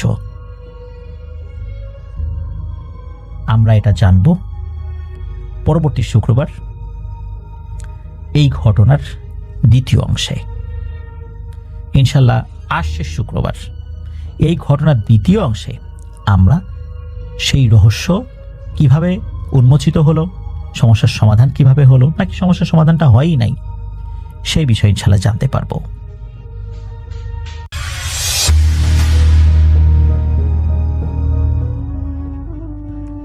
তো আজকের এই ঘটনাটি সেই ইমরান ভাইয়ের এক মেয়ে কাজিন আছে, ওনার এক ফ্রেন্ড আছে যে কিনা নিউ ইয়র্কে থাকে। তো সেই ফ্যামিলির সাথে ঘটে যাওয়া একটা ঘটনা। নিউ ইয়র্কের অধিবাসী সেই ফ্যামিলি, এবং সেই ফ্যামিলিতে ছিল 3 জন, হাজব্যান্ড, ওয়াইফ এবং তাদের ছোট একটা বাচ্চা। হাজব্যান্ডের নাম তিনি ঘটনা উল্লেখ করেনি। তিনি বলেছিলেন যে সেই ওনার কাজিনের ফ্রেন্ডের নাম হচ্ছে ক্রিস্টিয়ান, এবং তাদের যে ছোট মেয়ে আছে বাচ্চা, তার বয়স হবে 4 কি 5 বছর। সেই মেয়েটার নাম ছিল জেসিকা। তো এই 3 জন নিয়ে তাদের ফ্যামিলি, এবং তাদের সাথে ঘটনাটা কিভাবে কি ঘটেছিল হয়তো আপনারা শুনলে বুঝতে পারবেন। তো সেই ক্রিস্টিয়ান ওর ফ্যামিলি নিয়ে নিউ ইয়র্কের আশেপাশে কোনো একটা জায়গায় তারা থাকতো, একটা বাসা ভাড়া করেছিল। তারা আসলে কোনো একটা কাজের সন্ধানে এখানে এসেছিল দেখে সেই বাসাটা ভাড়া করা হয়। তো বাসা নিয়ে তাদের আসলে শুরুতে কোনো সন্দেহ ছিল না, তবে তার হাজব্যান্ডের এই বাসাটার মাঝে মাঝে কেমন যেন অদ্ভুত কেমন যেন একটা লাগতো, মানে ফিলিংস হতো এই বাসাটায়। মনে হতো যে এই বাসায় কেউ আছে কি না, এরকম তার কাছে মনে হতো। কিন্তু আসলে তার স্ত্রী ক্রিস্টিয়ান এবং জেসিকা তো বাচ্চা, সে আসলে এরকম কিছু বুঝতো না। তবুও তাই সেই ক্রিস্টিয়ানের যে হাজব্যান্ড ছিল সে কিন্তু কাউকে এটা বলতো না, বাসাটা কাউকে বলতো না। যাই হোক, ওদের দিনকাল ভালোই যাচ্ছিল। একদিন কিচেনে ক্রিস্টিয়ান সে রান্না করছিল। হঠাৎ করে সে শুনতে পাচ্ছে যে তার মেয়ে জেসিকা কার সাথে যেন কথা বলছে। তো ক্রিস্টিয়ান একটু ফোকাস করে শোনার চেষ্টা করছিল। কিছুটা ছিল এরকম তার কথা ছিল এরকম যে, আমার নাম জেসিকা, হ্যাঁ ওরা আমার বাবা মা, তুমি এখানে কি করছো, তুমি আমার ফ্রেন্ড হবে? তো ক্রিস্টিয়ান দেখলো যে কি ব্যাপার, এরকম কেন ওনার মেয়ে কথা বলবে। তো উনি কিছুটা টেনশন কাজ করছিল। তারপর তিনি তার মেয়ে জেসিকাকে নাম ধরে ডাক দেয়।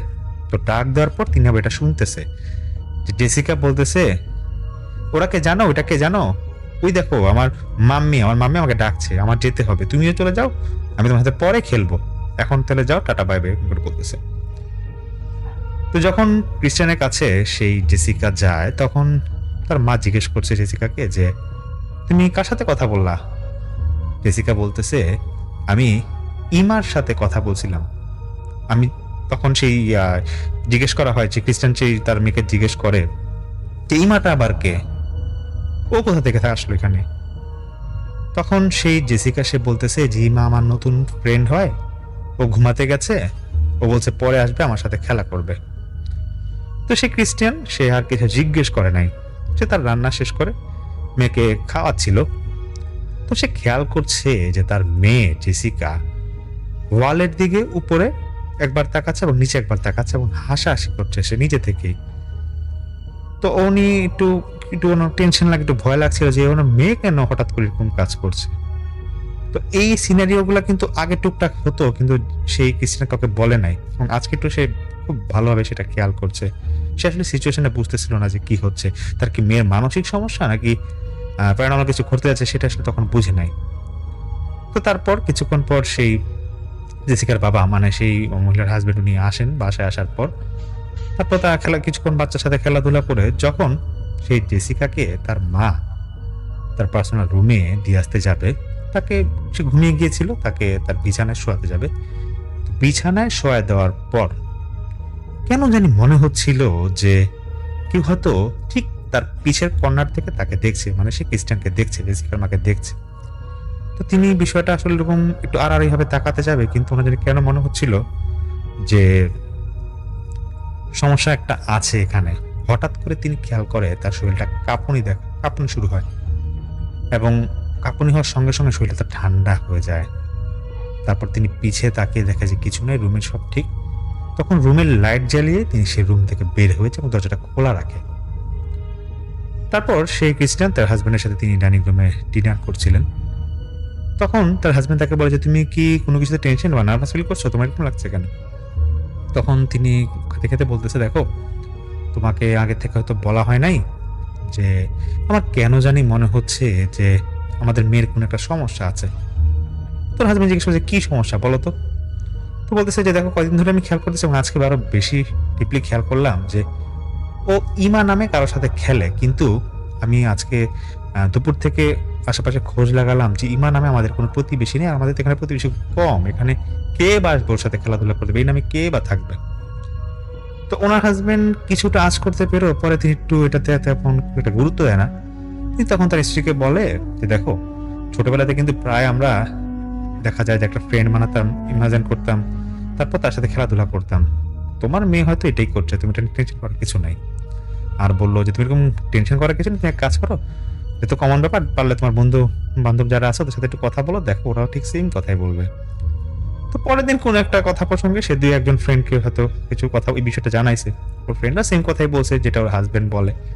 এরপর সে ক্রিস্টিয়ান কিছুটা রিল্যাক্স হয়, কিন্তু ও দেখে যে ওর মেয়ের আচরণ দু একদিন যায় দেখছে যে কেমন জানি একটু রাগ রাগ থাকে, কিছু একটা করতে চায়, সে খেলতে চায়। ওকে যখন ওই ইমার নামটা নেয় তখন যখন বলে জিমার সাথে খেলছে, তখন যদি সেই ক্রিস্টিয়ান তাকে উঠায় নিয়ে আসতো তখন সে খুব রাগি রাগি চেহারা থাকতো এবং সে বলতো যে না মা আমি খেলবই, এরকম সে একটা আহ্লাদ সে করতো।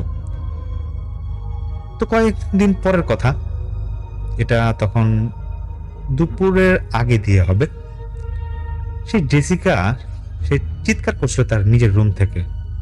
তখন সেই ওর মা ক্রিস্টিয়ান তিনি নাকি তখন রান্না করেছিল। তিনি দৌড়ে গিয়ে দেখে তার মেয়ে চিৎকার করে কাছে এবং দেখছে তার হাত কেটে গেছে অনেকখানি এবং হাত ধরে সে কাঁদছে এবং সেখানে রক্ত পড়ছিল।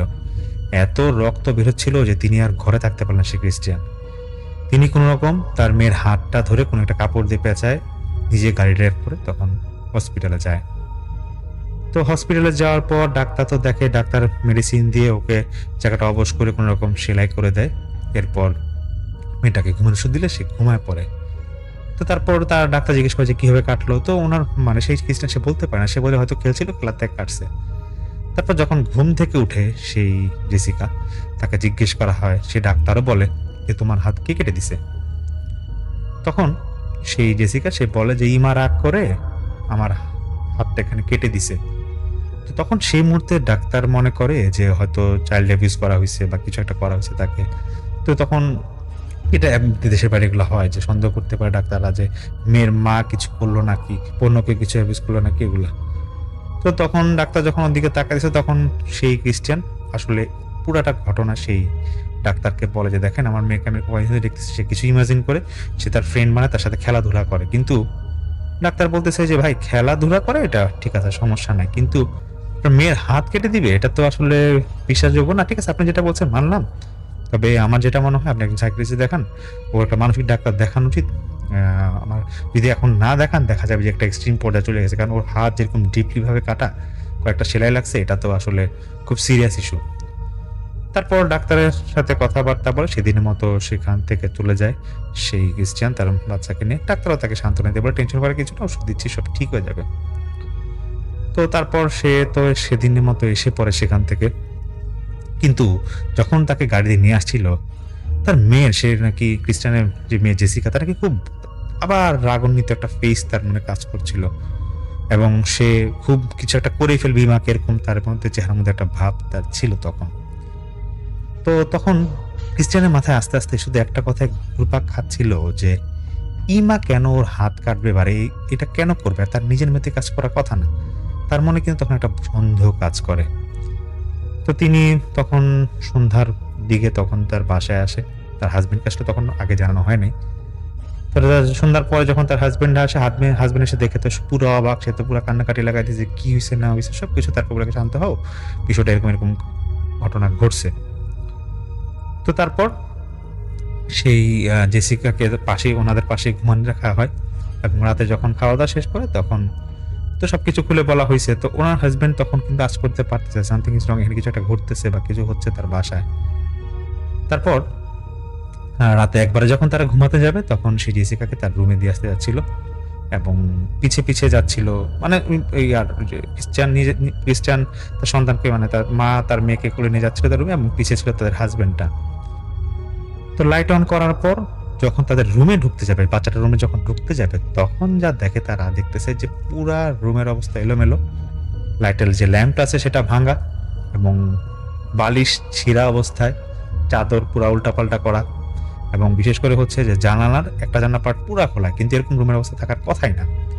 এবং বাইরে থেকে যে কেউ এখানে আসবে এটা করার কথাই না, কারণ আশেপাশে যথেষ্ট সিসি ক্যামেরা আছে, এরকম হওয়ার কথা না। ওরাও একটু ভালোভাবে চেক করলো যে না, পুরো অবস্থা খারাপ রুমের। তখন কোনোভাবে তারা মেয়েকে কোলে নিয়ে সেখান থেকে বের হয়ে আসতে চাচ্ছিল, কারণ তখন তারা বুঝে গেছিল যে এই বাসায় সমস্যা আছে। তারপর যেটা সে ক্রিস্টিয়ানের সাথে ঘটে, তার পরিবারের সাথে ঘটে, তারা তিনজনই, মানে জেসিকাকে কোলে নিয়ে তো তার মা বের হচ্ছে, মানে মেন গেট থেকে বের হয়ে যাবে, গাড়ি ড্রাইভ করে এখান থেকে চলে যাবে, তো হয়তো অন্য কোনো রিলেটিভ আছে তাদের বাসায় চলে যাবে, এরকম কিছু একটা। যখন বের হতে যাবে ওদের দরজা থেকে, এটা মানে ছিল, বাসাটা ছিল নাকি এরকম যে কাঠের বাসায় ছিল, কাঠের অনেকগুলো বাসা থাকে না, উড হাউস থাকে না, এরকম টাইপের বাসা। তো বের হতে যাবে, সামনে একটা ছোট ছোট্ট একটা মাঠ, তারপর সাথে গেটটা। তো মেইন গেটে যেতেই সেই ক্রিস্টিয়ান দেখতেছে তার জামাই সামনে ছিল, আর তার হাজবেন্ডকে, তার জামাই বেশ খানিকটাই সামনে ছিল, তার হাজবেন্ড হয়তো গাড়ি খুলতে যাবে এবং জন্য একটু আগে যাচ্ছিল। দেখছি পিছন থেকে জোরে কিছু একটা বাতাসের মতো আসলে তাকে ধাক্কা দিল একটা, এবং সে ছিটায় গিয়ে একটু অনেক বেশি একটা দূরে পড়ছে।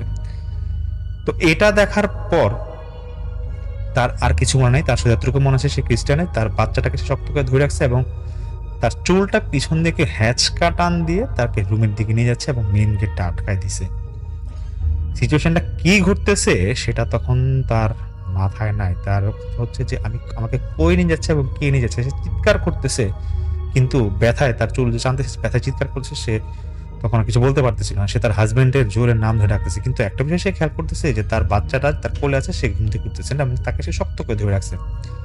একটা পর্যায়ে গিয়ে সেই ক্রিস্টিয়ান নাকি দেখে তার হাতটা এখন পিছন দিয়ে টান থেকে টেনে টেনে নিয়ে যাচ্ছে, তাকে হেঁচকা টান দিয়ে তখন সেই জেসিকার রুমে নিয়ে যাওয়া হয়।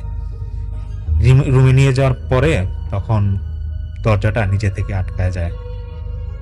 এরপর তার আর কিছু মনে নাই। হঠাৎ করে যখন কিছুক্ষণ তার সেন্স আসে, তখন ক্রিস্টিয়ান দেখে যে তার সন্তান তার পাশে নাই, কিন্তু তিনি উঠতে পারতেছে না। তিনি সে জেসিকার রুমে শুয়ে আছে, দেখতেছে যে বাইরে থেকে রোদের আলোয় পুরা রুমটা আলোকিত হয়ে গেছে, এবং তিনি বুঝতেছে যে তিনি সেম বাসাতেই আছে, কিন্তু এখানে যে আসবাবপত্র বা ফার্নিচার আশেপাশে যা আছে এগুলা ওনাদের না, এবং তিনি তার সন্তানকে বারবার খুঁজতেছিল কিন্তু পাচ্ছে না।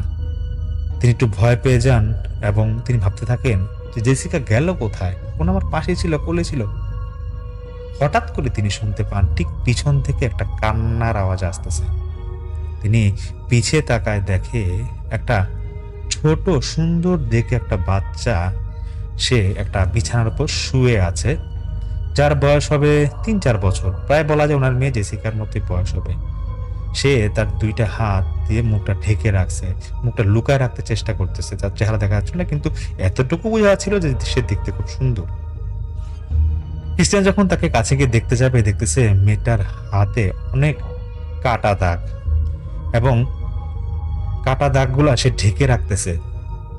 এবং তাকে যে একটা মানুষকে যে অ্যাবিউজ করলে যেরকম দাগ থাকে বা আঘাতের চিহ্ন থাকে, সেরকম দাগও নাকি তার হাতের আশেপাশে পাওয়া গিয়েছিল। আয়রন করে, মানে আয়রন ছেঁক দিলে যে দাগটা থাকে সেরকম দাগটা ছিল।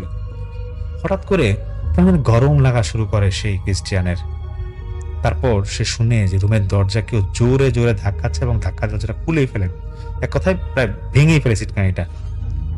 তো দেখে যে মেয়েটা তখন ব্ল্যাঙ্কেটের ভিতর লুকায় গেছে, যে বিছানায় শোয়া ছিল। দরজা তখন খোলার পর দেখে যে একটা লোক ঢুকলো, খুব রেগে গর্জন করতেছে সে, এবং লোকটার চেহারাটা অস্পষ্ট বোঝা যাচ্ছিল না। লোকটা কেন জানি সেই ক্রিস্টিয়ানের চুলটা টান দিয়ে ধরে সাইডে তাকে হেঁচকা টান দিয়ে ফেলায় দেয়। তখন ক্রিস্টিয়ান খুব ব্যথা পায়, এবং ক্রিস্টিয়ান দেখতেছে যে লোকটা সেই ব্ল্যাঙ্কেটটা তুলে মেয়েটাকে আছাড় মারে একটা, এবং আছাড় মেরে তাকে খুব মারধর করে। মেয়েটা ভয় কাঁপতেছিল, জোরে জোরে চিৎকার করতেছিল সে বাঁচার জন্য। তারপর লোকটা মেয়েকে মারধর করে দুইটা থাপড় দেয়, তারপর সেখানে দরজাটা বন্ধ করে আবার সে বের হয়ে যায়। এখন একটু পর আবার সেই লোকটা আসে, এবার সে একটা মহিলাকে নিয়ে আসে। মহিলাটাকে ঠিক টানা হেঁচড়া করে নিয়ে আসার পর তাকে সেই মেয়েটার সামনে মারধর করে বেসবলের মতো একটা ব্যাট দিয়ে নাকি মেয়েটার মাথায় একটা জোরে বাড়ি মারে। এবং বাড়ি মারার কিছুক্ষণ পর সেই ক্রিস্টিয়ান দেখছে যে বাচ্চা মেয়েটা ছিল তার পেটের দিকে লাথি মারে তাকে দেয়ালের মধ্যে বাড়ি খায়, ছিটকে ফালায় দেয়। ক্রিস্টিয়ান তখন বুঝিয়ে গিয়েছিল যে বাচ্চাটা আর মহিলাটা হয়তো বা বেঁচে নাই, কারণ তাদের থেকে তখন যে অবস্থা দেখা গিয়েছিল। এরপর ক্রিস্টিয়ান দেখে লোকটা রুম থেকে বের হয়ে যায়, এবং বের হয়ে যাওয়ার ঠিক মিনিট পাঁচেক পর সে একটা গুলির শব্দ পায়। ক্রিস্টিয়ান তখন পাশের ঘরে যেতেই দেখে পিস্তল পড়ে আছে, এবং সেই লোকটা নিজেই সুইসাইড করে সামনে পড়েছিল। তখন ক্রিস্টিয়ান বুঝতে পারছিল না যে তার সাথে কি হচ্ছে। সে বারবার তার হাজবেন্ড এবং তার বাচ্চাকে খুঁজতেছিল, সে কান্না করতেছিল অনেক। হঠাৎ করে সে শুনতে পায় তার হাজবেন্ডের আওয়াজ। তার হাজবেন্ড তার নাম ধরে ডাকছে যে ক্রিস্টিয়ান চোখ খুলে দেখো তুমি কোথায়। ক্রিস্টিয়ান তখন দেখে সে হসপিটালে। তখন সে দেখতে পায় যে তার সন্তান জেসিকা তার বাবার কোলে, এবং বাবার কোলে থেকে সে হাসছে মাকে দেখে, মার কোলে আসতে চায়।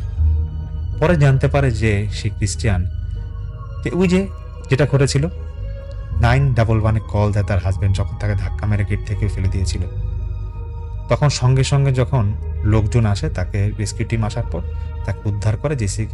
জেসিকাকে এবং ক্রিস্টিয়ানকে দেখে তারা সেই জেসিকার রুমে ওরা পড়েছিল, এবং কি কারণে কি করছিল কিছু বলতে পারে। অ্যাম্বুলেন্সে নিয়ে যায়, তারপর তো তাকে প্রায় 1.5 দিন হয়ে গিয়েছে তারা সেই ক্রিস্টিয়ান সে বেহুশ ছিল, এবং সে বলতে পারে না কি হয়েছিল তার রুম থেকে তাকে উদ্ধার করেছিল একটু জানা যায়।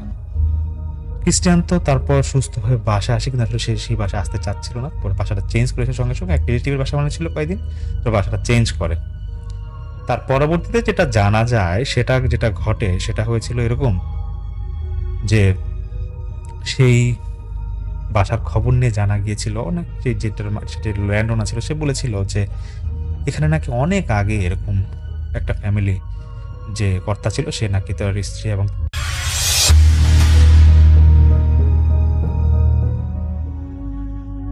সেই রাতে আমার চারপাশটা হুট করেই বরফের মতো ঠান্ডা হয়ে গিয়েছিল। যখন টর্চের আলোটা সেই বিশাল বাঁশ ঝাড়ের মগ টানে গিয়ে পড়ল, আমার বুকের স্পন্দন যেন থমকে গেল। 20 ফুট উঁচুতে একটা বাঁশ অদ্ভুতভাবে ধনুকের মতো বেঁকে মাটির দিকে ঝুঁকে আছে, আর তার উপর উল্টো হয়ে ঝুলে আছে একটা কুচকুচে কালো দীর্ঘ আকৃতির অবয়ব। তার হাত পাগুলো সাধারণ মানুষের চেয়ে দ্বিগুণ লম্বা, আর মাথাটা ঘাড়ের সাথে সম্পূর্ণ মোচড়ানো। সবচেয়ে ভয়ানক ছিল তার চোখ দুটো। খুটখুটে অন্ধকারের মধ্যেও সে চোখ থেকে ঠিকরে বের হচ্ছিল একটা রক্তাক্ত ভাব, অলৌকিক আলো। সে আমার দিকে তাকিয়ে একটা পৈশাচিক খড়খড়ে গলায় হেসে উঠল। সেই হাসির শব্দে যেন পুরো বাঁশঝাড়ের পাতাগুলো একসাথে কাঁপতে শুরু করলো। আমি চিৎকার করতে চেয়েছিলাম, কিন্তু আমার গলা দিয়ে কোনো শব্দ বের হলো না। মনে হলো অদৃশ্য কোনো হাত আমার শ্বাস নালী চেপে ধরে আছে। তখন আমি বুঝতে পারছিলাম যে আজ রাতে এই নিঝুমপুর গ্রাম থেকে আমার জ্যান্ত ফিরে যাওয়ার সম্ভাবনা একদমই শেষ। আমার নাম তানভীর। এই ঘটনা ঘটেছিল আজ থেকে প্রায় 3 বছর আগে। তখন সালটা ছিল 2022-23 মাঝামাঝি নভেম্বর মাস। আমি তখন